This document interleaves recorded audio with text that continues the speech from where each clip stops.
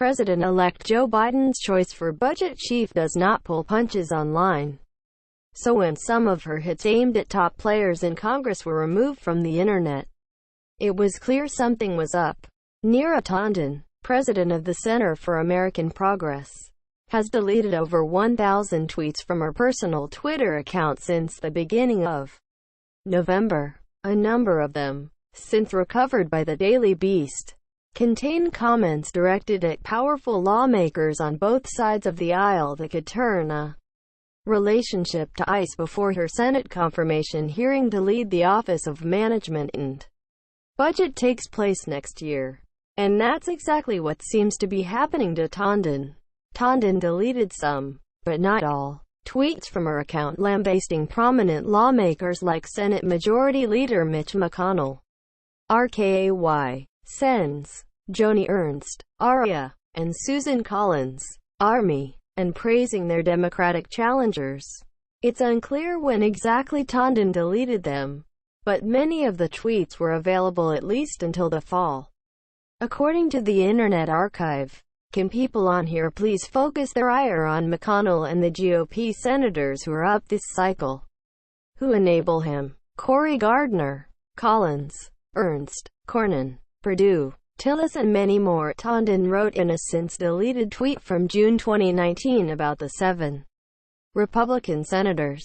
When Collins' re-election appeared troubled, Tanden vowed to treat her challenger, Sarah Gideon, like a long-lost relative and work hard to help her beat Susan Collins. She deleted the tweet sometime after November 5. By Monday afternoon, 2 out of the group she targeted had commented. Sen. John Cornyn, RTX, told the Congressional Press Pool that he believed maybe Tanden was Biden's worst nominee so far. I think, in light of her combative and insulting comments about many members of the Senate, mainly on our side of the aisle, that it creates, certainly, a problematic path, he said. Tanden was a vocal supporter of challenger MJ Hagar in her unsuccessful bid to unseat Cornyn, but has since deleted at least one tweet supportive of the Texas Democrats' performance in an October debate. Also speaking to Hill reporters on Monday, Collins said, "I do not know her, or much about her, but I do know she is a prolific user of Twitter."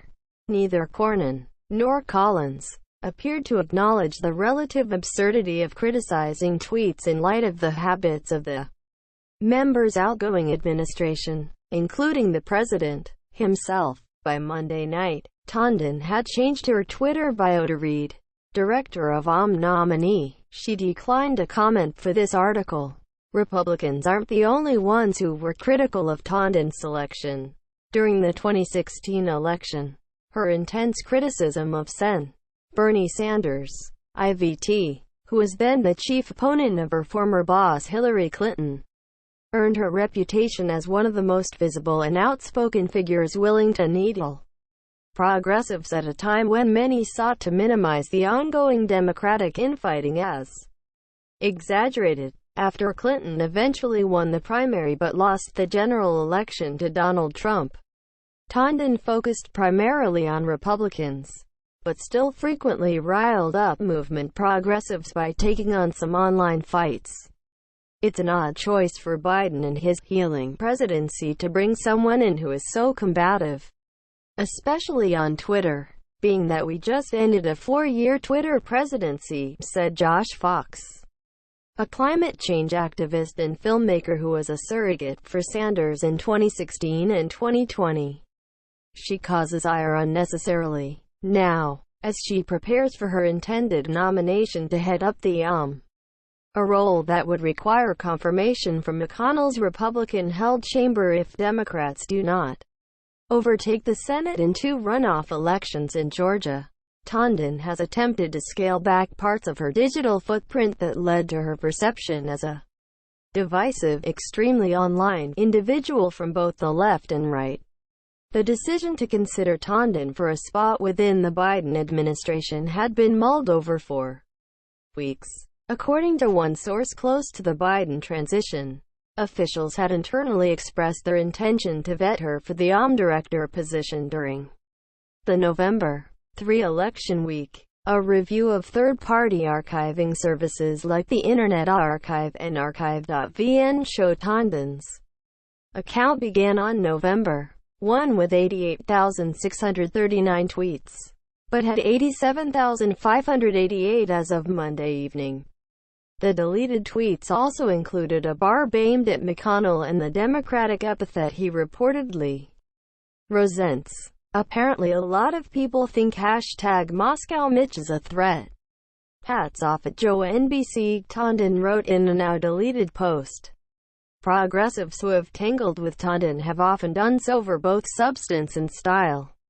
3 progressive sources who spoke to the Daily Beast about Tanden mentioned areas where they disagreed over policy, arguing that she and Cap under her tenure lean further to the center of the party's spectrum.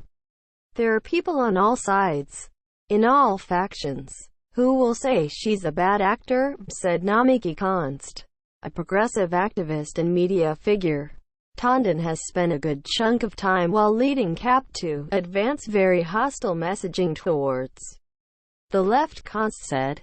One source close to Sanders described receiving stunned text messages from other progressives in the senator's orbit after Tanden's name was announced by the Wall Street Journal on Sunday afternoon, saying it was received by some as middle finger, particularly to those who view her interactions online as overtly antagonistic to the left. The source also said that various policy positions promoted by CAP were discussed in a negative light. CAP pretends to be aligned with progressive values, but Neera Tanden seems so cynical that she attacks progressive policies like a ban on fracking, the Green New Deal, and Medicare for all, said Fox.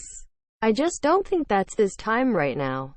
This time is for us to actually get things for Americans who are deeply suffering. Tanden's roots in policy circles date back years. During Clinton's 2008 presidential campaign, she was an integral member of her close-knit senior policy team.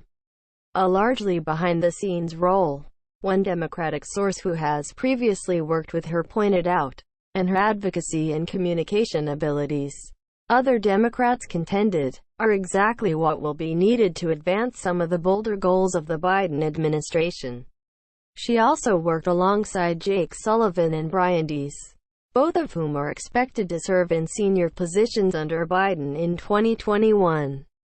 Sullivan is slated to serve as National Security Advisor and Deese was reportedly tapped to steer the National Economic Council, signifying a small yet influential revival of some top Clinton officials into the president-elect's circle. Rep. Haley Stevens, DMI, who is now serving in her second term in Congress, was also part of the Clinton policy brain trust more than a decade ago and remains a longtime friend of Tanden. Stevens told the Daily Beast that Tanden knows how to take on inequality and how best to marshal public resources to help people. As the first woman of color and first Indian American to lead the Office of Management and Budget, Neera's nomination is an exciting moment for our country, Stevens said. Neera will be dedicated to making sure the federal government works for every American. Other Democratic endorsers came in quickly after news about Tanden became public. Sens. Elizabeth Warren, DMA, Cory Booker, DNJ, and Sherrod Brown, DO, praised her fairness and intellect, as well as her preparedness for the elevated fiscal role. Meanwhile, Jen Psaki, Biden's newly announced forthcoming White House press secretary, used one of her first public statements to publicly tout Tanden's personal story and credentials. At Neera Tanden equals a brilliant policy expert and she knows how vital funding for gov programs is. As a child for a period her family relied on food stamps to eat, on Section 8 vouchers to pay the rent and on the social safety, Psaki wrote. Her fresh perspective can help meet this moment. Aaron Banco and Jackie Kucinich contributed to this report.